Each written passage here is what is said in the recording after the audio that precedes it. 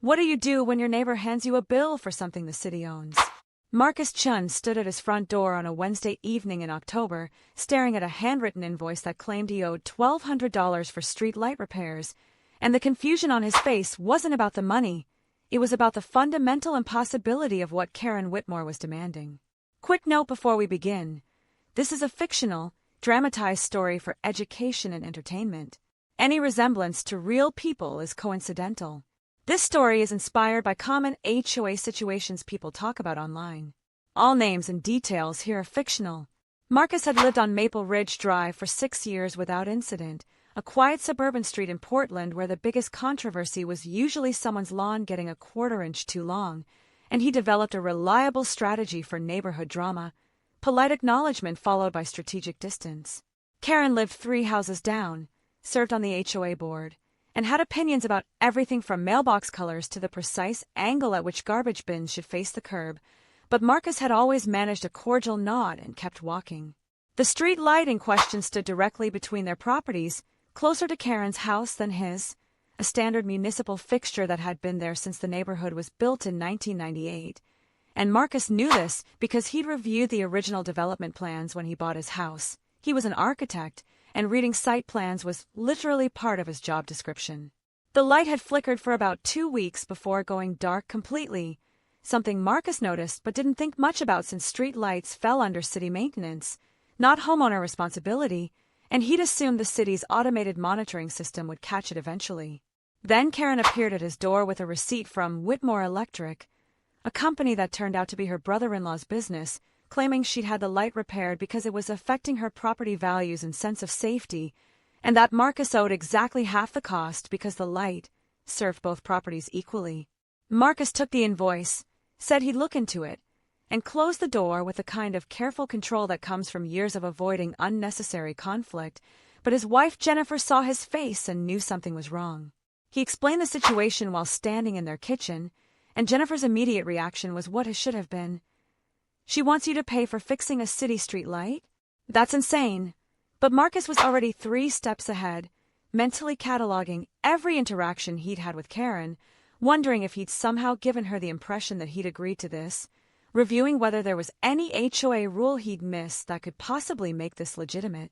The next morning, Marcus did what he always did when facing something unclear. He researched, pulling up the city's municipal code, the HOA's CC and RS, and the original neighborhood plat map, and within 20 minutes he had confirmation of what he already knew. Street lights on public rights-of-way are city property and city responsibility, period. Oregon state law is explicit about this. Municipalities own and maintain all lighting infrastructure within public rights-of-way, and homeowners cannot be charged for repairs to public infrastructure unless there's specific evidence that the homeowner caused the damage, which would be handled through the city's claims process, not through private billing. Marcus drafted a polite email to Karen explaining this, attached the relevant municipal code sections, and suggested she submit a reimbursement request to the city's public works department since she'd paid for repairs to city property, and he felt satisfied that he'd handled it diplomatically while establishing clear boundaries. Karen's response arrived within an hour. The city takes months to fix anything.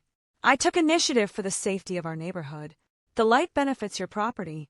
You will pay your share, or I will pursue this through the HOA.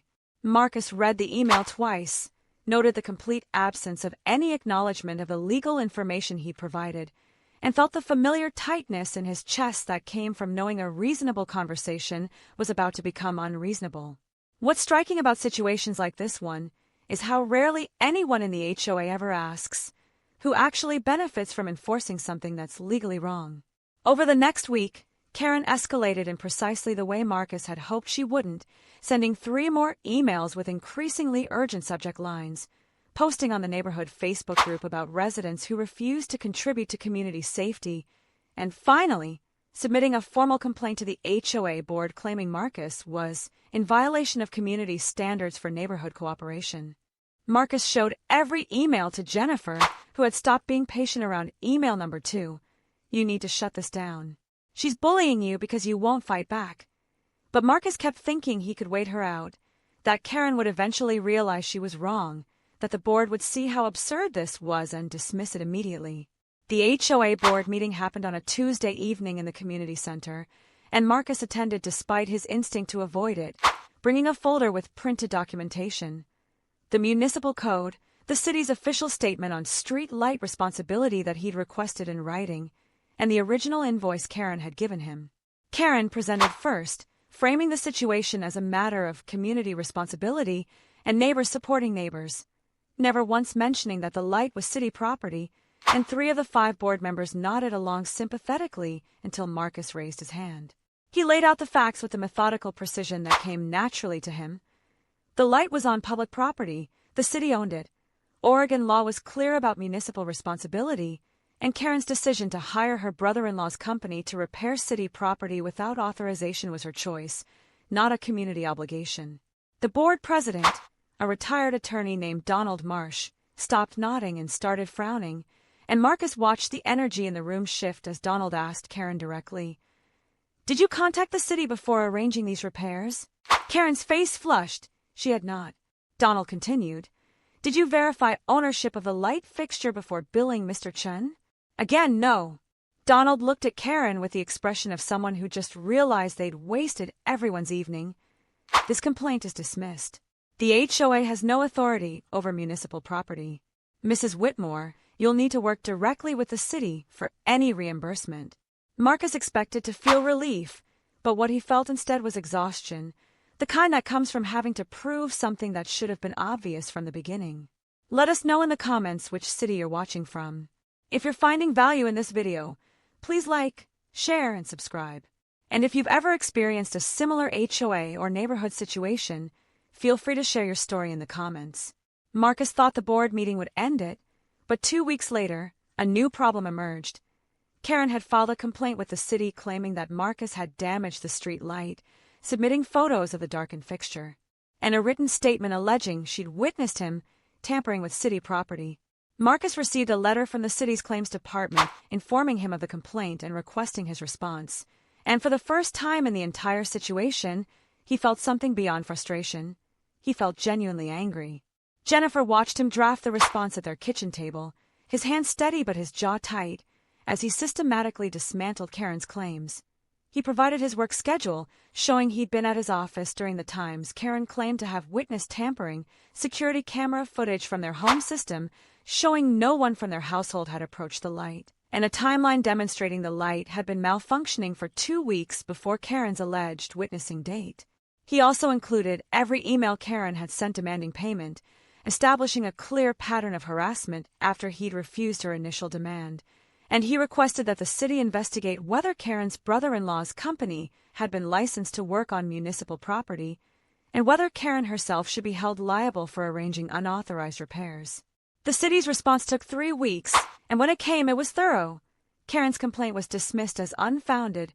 Her brother-in-law's company was not licensed for municipal work and would be fined, and Karen herself received a formal warning about filing false claims against residents.